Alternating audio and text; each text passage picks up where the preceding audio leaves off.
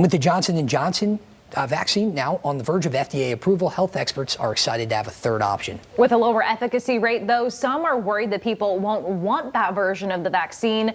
But the Kent County Health Department says any COVID vaccine is a great one. I think it's just important to get a vaccine in your arm, no matter what type it is. The big message from the Kent County Health Department as another COVID vaccine awaits approval. I would be equally comfortable with my family getting any of these vaccines. Mary Wazinski, the department's immunization program supervisor, says while the Johnson & Johnson vaccine hasn't been approved yet, they anticipate people having reservations about its 66% efficacy rate compared to Moderna and Pfizer's 95%. I do think that this looks like it's not as good a vaccine when you just look at those numbers. But it's important to remember that the studies were not done head-to-head. They were done in different countries. Basically, it's not an apples-to-apples comparison. Instead, she says there's one very important metric to look at. All three of these vaccines had a very similar profile, which was close to 100%. For preventing severe disease and hospitalizations. Wazinski says they'll need guidance from the Advisory Committee on Immunization Practices for recommended uses.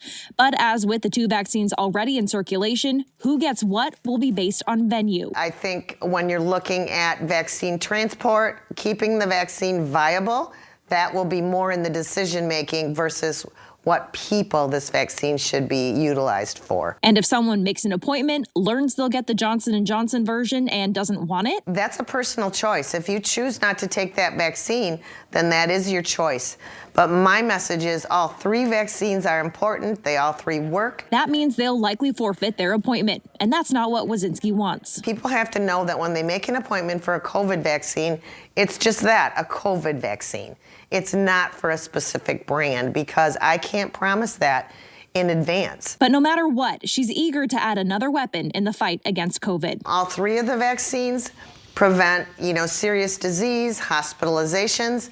But as a public health tool, getting vaccine in arms will also prevent that virus from mutating and get us much closer to the herd immunity we're all hoping for so we can get our lives back to normal.